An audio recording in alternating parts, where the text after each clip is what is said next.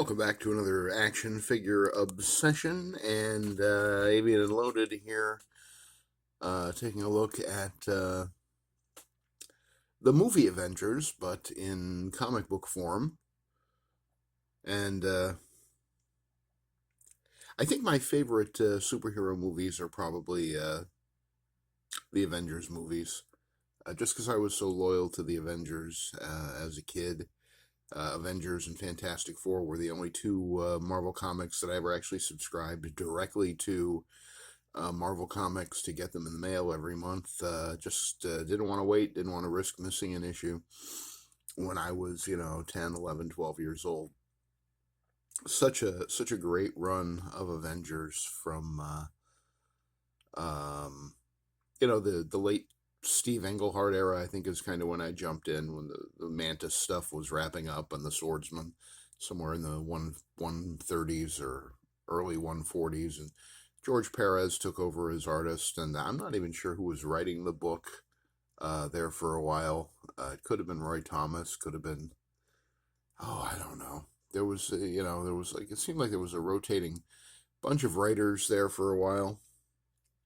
Jim Shooter, who I don't think was the editor-in-chief of Marvel Comics yet, but he of course took over at one point, became the guy calling the shots at Marvel Comics. But he wrote a run of Avengers around in the 160s that were pretty good. George Perez artwork had that fantastic issue. I think it was 161, but I'm just going by memory. The one where Ultron erased Hank Pym's memory, and Hank Pym thought it was like the first day of the meeting of the Avengers, and he shows up at the mansion and he doesn't recognize anybody, and nobody, he had been Yellow Jacket, and suddenly he was Ant-Man again. Why was that? Those comics really captured my imagination with their power, with the relationship dynamics between all of the characters. It just felt like such a solidly established book, and that was because it was. It had been around for 160 issues or so. And as I was kind of plucking these guys off the work table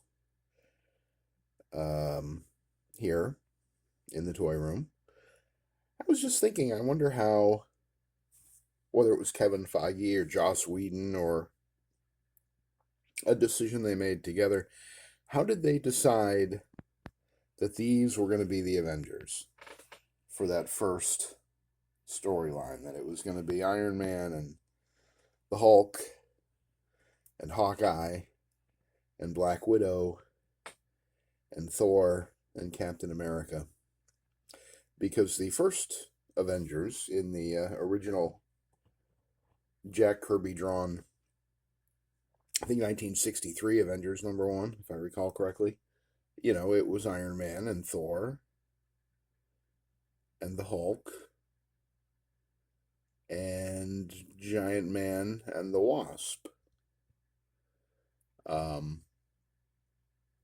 Captain America, the first Avenger, right? And this is the Marvel vs. Capcom Gamerverse Captain America.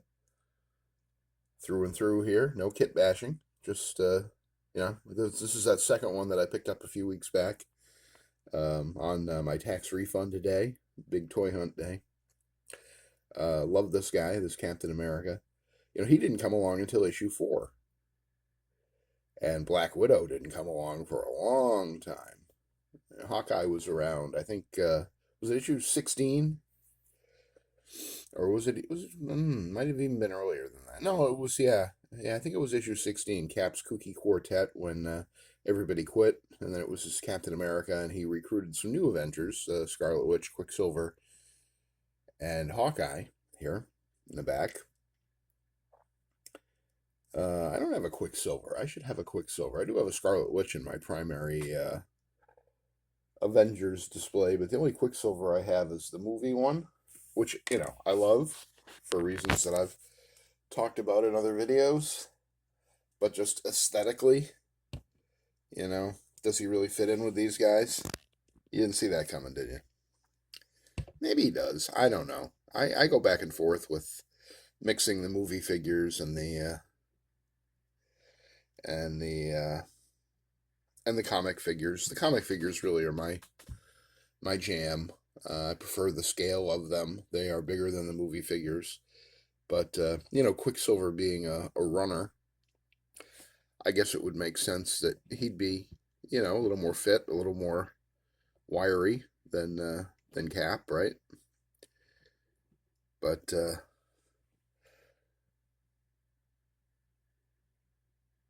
I don't have any other of the, I guess Scarlet Witch would be Hawkeye, Captain America, Scarlet Witch. Yeah, so if I had a Scarlet Witch here on the table, I guess I could toss her on, and she could fill out the Cap's kooky quartet, successors to the original Avengers. But I'd like to. I was talking about setting up like a secondary Avengers display here on the work table. I haven't figured out. I mean, this table is 6 feet long. You'd think that there would be a way for me to figure out a way to. Oh, you know what? Oh, huh. Maybe there is. I have an elevated shelf. It just occurred to me. It's in my closet in the toy room here. An elevated shelf that would set them above, the crowd, Ploy, if you will. Maybe over here, where the 12 inchers currently are, the shelf could go there. And then the Avengers could be more, highlighted, centered. Brought to you by. Still got all these caps here. Got my my Wolverine kit bash over there, the brown suit with the Secret Wars. Yeah. 2 or 3 days now since a mass casualty event. Nobody, no major catastrophes as far as figures falling over here on the work table. So that's nice. I think yesterday during one of the videos, it was this Black Widow. She took a fall.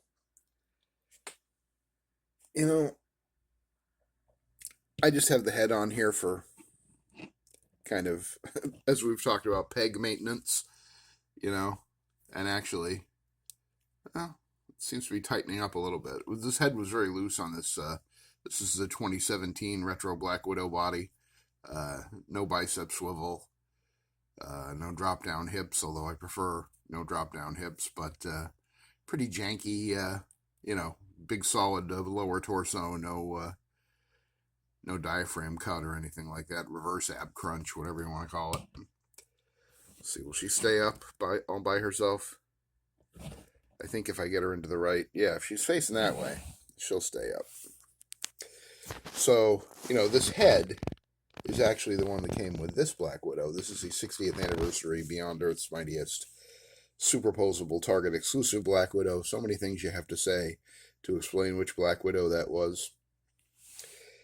And this is one of the heads that came with that figure. This is actually the head that came with this figure. So they're just basically a swap. But I've kind of, I took the belt from this one for a kit bash of another Black Widow. And so it's, basically Natasha in a cat suit now. And, I don't know what I'm doing with her. I feel bad. That 27 body is so outdated. They really were not doing justice to their female characters until very recently in the Marvel Legends line. Starting with this Black Widow, but then, Shriek, I think, kind of started it. The Spider-Man villain Shriek. Because she had the bicep swivel, and I don't know that she had a good lower torso, like with the torso cut that they gave. I don't know, is that the reverse ab crunch? I don't remember all the lingo.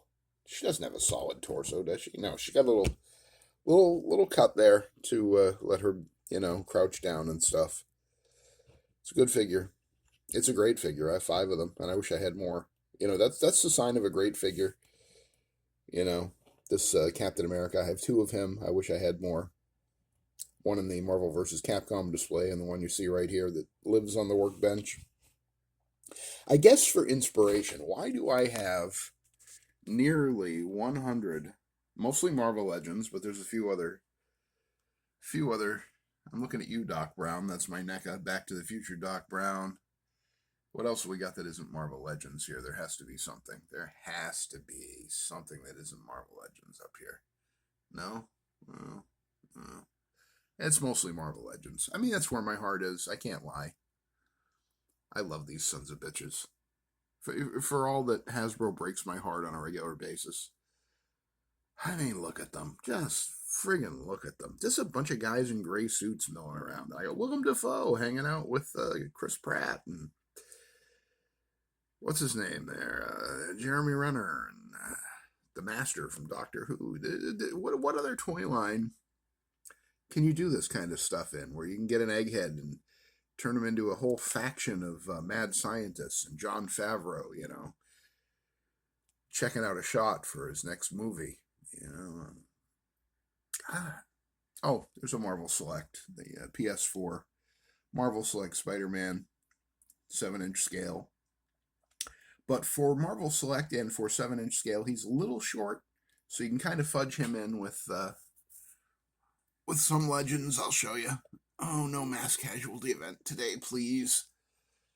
Let's bring him over here to the Avengers. I mean, already you can kind of see that he fits in, right? He's a little tall. But what I'm going to do is move some of these folks around here. Move Natasha over here. God, I still love that 2017 Mary Jane repaint Black Widow head sculpt. I still love it. I do. But you put this Spider-Man next to Thor. I mean, Thor's taller. And I guess I'm not really... perspective really screws with me sometimes. And you could take that any way you like, really. Okay, now my good Natasha decided she wants to fall over, and now Thor wants to fall over. Don't do that. Don't do that. All right, let's make it fair. Try to play fair with the perspective here. I mean, I guess Spider-Man's kind of beefy. Because again, this is a 6-inch scale Thor and a 7-inch scale Spider-Man. But, you can... There he goes. There he goes. That's not a mass casualty event. Don't take a drink. That was just one guy, and he's fine. He's back up now. He's back up. You can fudge it. There. That works, right? They could be the same scale now, right? They're not, but they could be. God, I love this. Just the silhouette of this Spider-Man. I think this was the first Marvel Select where I went, man, they're really figuring shit out. I mean, the articulation is still somewhat limited compared to Marvel Legends, but pardon the pun, Legend has it that, they were, Diamond Select was legally encumbered to not have as much articulation as Marvel Legends. I don't really know what this guy is missing, though. He's got a bicep cut. He's got double jointed elbows. He's got double jointed knees. And, he's pinned, but you don't really see it. This is before I don't know if Marvel Select ever even went pinless, did they? I'm not sure they did. I don't know how I got onto this guy. I don't know. It's that goddamn... and I've talked about this before. I never really think of Spider-Man as being an Avenger, but because of the goddamn movies, I always feel like there should be a Spider-Man with my Avengers now. And that's, damn you, Kevin Feige. Damn you, damn you, damn you. Don't fall over again, Thor. What are we doing? Let's bring Hawkeye up a little. He deserves more of a... Yeah. Iron Man, you're very famous and popular. You can go in the back. We can take the Natasha out of there. And there's Quicksilver. Did you see that coming? Actually, I should probably put Spider-Man in the back, since he is, technically speaking, a bigger scale than everybody else and taller than everybody else. Think we'll ever get this PS4 costume, the advanced suit? Think we'll ever see that in a movie? That might be fun. That might look good on screen, right? Anybody else sick of Tom Holland as Spider-Man? I mean, I would just like an adult-looking Spider-Man at this point. I know Tom Holland, technically is an adult, but physically just does not have that John Romita Sr. Spider-Man silhouette, or even John Romita Jr. for that matter.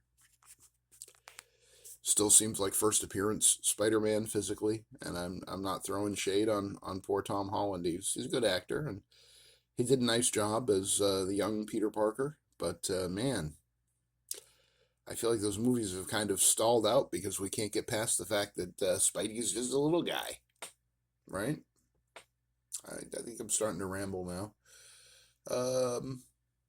Yeah, this video isn't anything like what I thought it was going to be. And really, it probably isn't anything at all, but chatting about the Avengers. I am curious. I wonder if Feige or Joss Whedon or whoever have ever talked about how they chose that movie Avengers lineup, the first Avengers movie in 2012.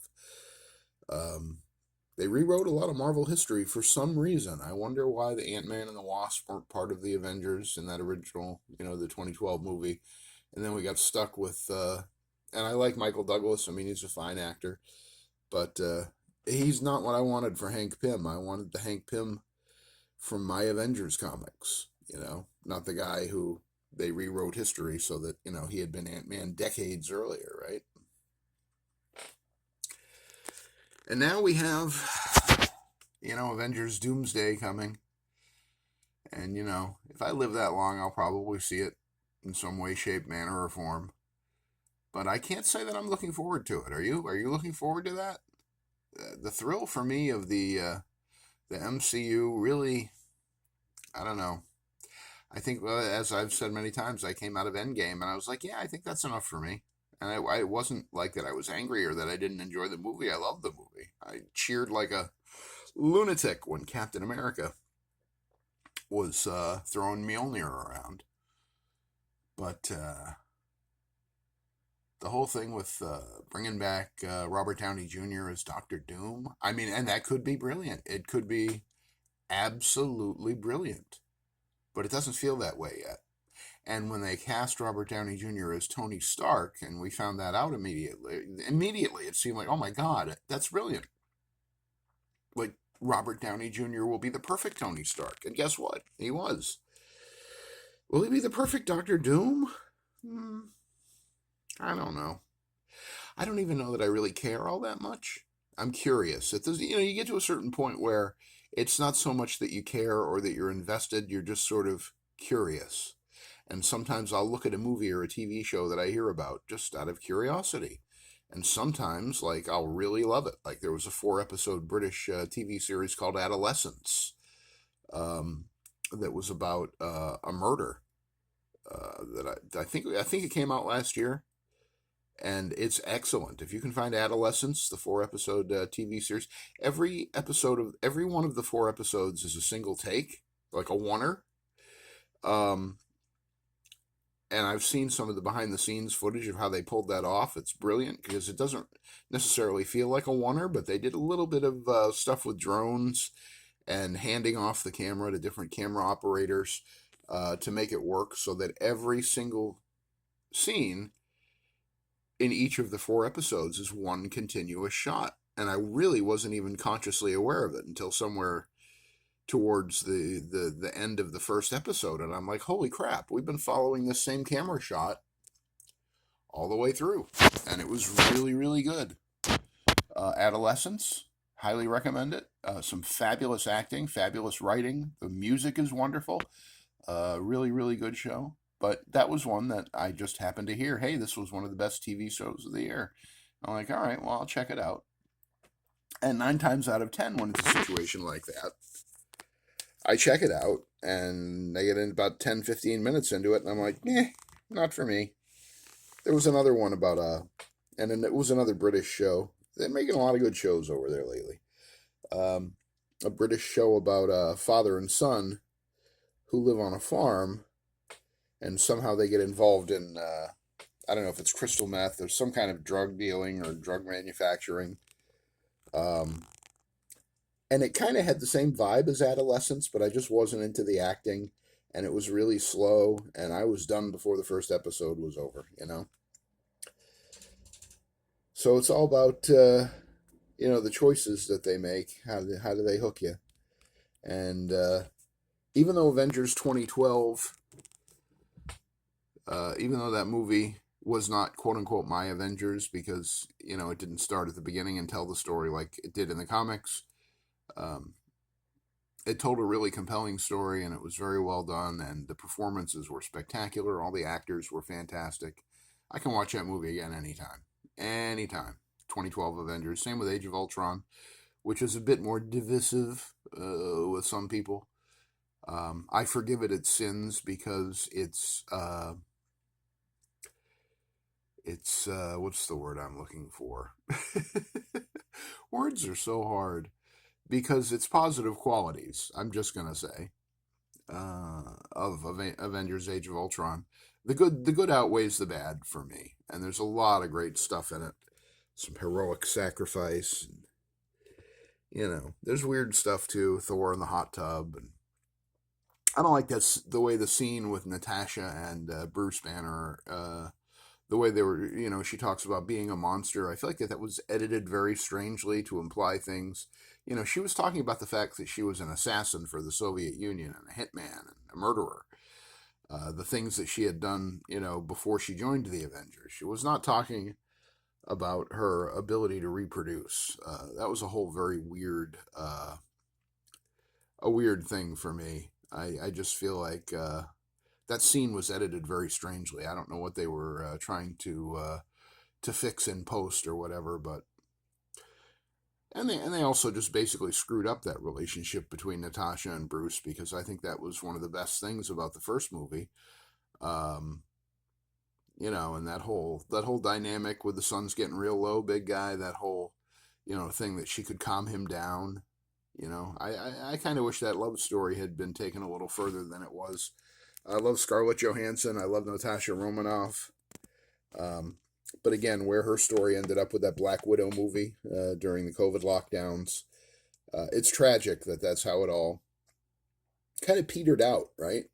It didn't really knock anybody's socks off like Avengers Endgame did. It just felt like an unnecessary PS and a handoff to Florence Pugh, who I like as Yelena Belova, but why couldn't we have had both? We do in the comics. There's a lot of things they do in the comics that for some reason they don't seem to think they can do in the movies. And that's a shame. That's a shame. I guess this is just me thinking out loud about the Avengers.